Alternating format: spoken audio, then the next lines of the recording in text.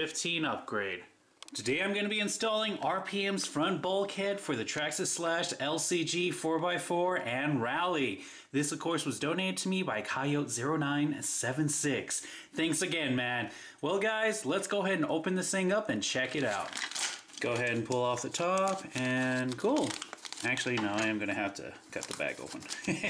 Sometimes you do, sometimes you don't. Already we have some hardware falling out. And as you can see, the bulkhead comes in two pieces. Now, if you didn't know this already, this pretty much covers up the whole front end of the steering bell cranks, so you don't have to worry about rocks and everything getting in there. However, I will have to admit, guys, I'm a bit confused on how this does get installed, but we'll find out sure enough soon enough. And we have the instructions and the rest of the hardware, as well as some RPM stickers. Well guys, enough talk, let's get this installed. So the first step is to go ahead and remove the front assembly from the chassis. It's held on there using 5 screws. However, if you do have the sway bars, you're going to have to remove an additional 2. So we have 2 screws for the sway bars, 2 at the very front of the chassis, 1 on each side on the top of the middle of the chassis, and then on the bottom, you're going to have to remove this screw that connects the steering linkage to the steering bell cranks. Once you pull off the front assembly, the next step is to remove the front bumper. It's held on with 5 screws. We have 2 on top and 3 on bottom. Once you get the bumper off, it's time to remove these pins that hold the A-arms into the front skid plate. And now we have 3 screws to remove. We have 2 on bottom and this one right up front. And now we're going to go ahead and set all that to the side, and we can finally pop off the front skid plate. However, there's one more thing we're going to have to remove, the steering bell cranks, and they are held down with 2 screws. Once those screws are out of the way, you can easily just pull the steering bell cranks off. However, 2 of the bearings more than likely are going to stay stuck on there. Be gentle, but pry them off with a flathead screwdriver or with pliers. Once you get the bearings off, you are finally done with the old skid plate. Now you're going to move on to this piece. Everything gets straight attached to it. You don't have to worry about the steering bell cranks yet. So it's just a reverse process. What we're going to do is we're going to slide this into position just like that.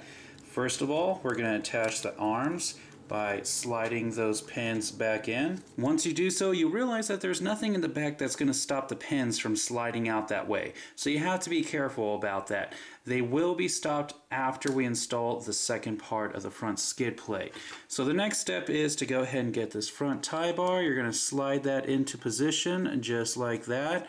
And then we're going to push this down and install the center screw as well as these 2. Once that's taken care of, you can go ahead and attach the front bumper. And remember, it's held in with 5 screws, 2 on top and 3 on bottom. Once that's taken care of, it's time to move on to the steering bell cranks. The first step is to get the chassis, and you're going to be removing this steering linkage arm by undoing this screw right here. Once you remove the steering linkage arm, you're going to be attaching it to the steering bell cranks, just like this.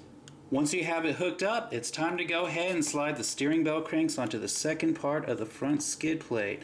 You're just going to slide the steering bell cranks onto these posts, push it all the way down, and then attach the 2 top screws that hold them in place. Once all that is taken care of, you're going to get the steering linkage arm and now reconnect it to the servo. Once all this is hooked up, you can get the back part of the skid plate, slide it into position, and attach it to the chassis by putting in these 2 screws. Once that's taken care of, you're just going to go ahead and get the front piece and slide it into position, and then you're going to reattach the 2 screws in the front of the chassis as well as the 2 screws that hold down the sway bar. Once you're done with this, you're going to have to flip the RC upside down, and you'll notice that there's now 3 extra screws that hold the front assembly to the chassis. Here's before. And here is after, guys. Check that out. So let's go ahead and show you a quick comparison of the key differences. First of all, when you get the old front skid plate, you'll see that there's 2 giant holes right here. Those are now gone. There's also these extra little guards right here to protect the steering bell cranks. The biggest thing that I'm going to have to say is an awesome plus is the fact that this is now 2 different pieces. It was such a pain sliding the front assembly onto the chassis, mainly due to the fact of the center drive line. But now that's in 2 separate pieces, the curvature of the steering bell cranks is resolved with the second part. So this front piece can easily slide in and out.